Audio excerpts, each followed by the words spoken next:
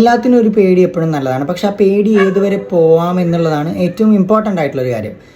ഇപ്പോൾ ഉദാഹരണം പറയുകയാണെങ്കിൽ നമുക്ക് പരീക്ഷയ്ക്ക് ഒട്ടും പേടിയില്ല എന്നുണ്ടെങ്കിൽ നമ്മൾ പഠിക്കില്ല. ചെറിയൊരു പേടിയെങ്കിലും ഉണ്ടാകുമ്പോൾ മാത്രമാണ് അതാണ് നമ്മളെ പഠിക്കാൻ പ്രേരിപ്പിക്കുന്ന ഒരു മോട്ടീവ് ഫോഴ്സ് എന്ന് പറയുന്നത്. ശരിയല്ലേ?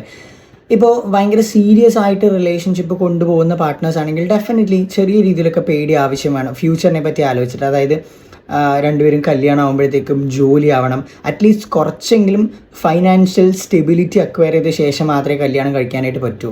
രണ്ടുപേർക്കും ജോലിയില്ല, അല്ലെങ്കിൽ അറ്റ്ലീസ്റ്റ് ഒരാൾക്കെങ്കിലും ജോലിയില്ല എന്ന് പറഞ്ഞു കഴിഞ്ഞാൽ നിങ്ങൾക്കൊരു ഫാമിലി ലൈഫ് മുന്നോട്ട് കൊണ്ടുപോകാൻ ഭയങ്കര ബുദ്ധിമുട്ടായിരിക്കും.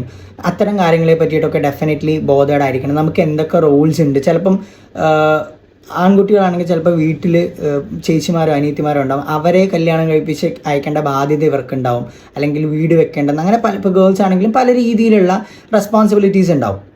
അപ്പോൾ ഈ റെസ്പോൺസിബിലിറ്റീസ് ഒന്നും ആ ടൈം ആകുമ്പോഴത്തേക്കും നമ്മൾ ഫുൾഫിൽ ചെയ്തിട്ടില്ല എന്നുണ്ടെങ്കിൽ അത് പ്രശ്നമാണ്. അപ്പോൾ അതിനൊരു ടെൻഷൻ എപ്പോഴും നമ്മുടെ ഉള്ളിൽ വേണം. ഇതൊക്കെ ചെയ്യണം, അതുപോലെ നല്ലൊരു ജോബ് സെറ്റ് ചെയ്യണം, ഇങ്ങനത്തെ കാര്യങ്ങളൊക്കെ മനസ്സിലെപ്പോഴും ഉണ്ടാവണം. അത് മാൻഡേറ്ററി ആണെന്നൊന്നും ഞാൻ പറയില്ല, പക്ഷേ മോസ്റ്റ് ഫാമിലീസിലും ഇതില്ലാതെ ഒരു മാരേജിലേക്ക് പോവുക അല്ലെങ്കിൽ ഒരു ഫ്യൂച്ചർ ആയിട്ടുള്ളൊരു ലൈഫിലേക്ക് പോകുക എന്ന് പറയുന്നത് ഭയങ്കര ബുദ്ധിമുട്ടായിട്ടുള്ളൊരു കാര്യമല്ലേ.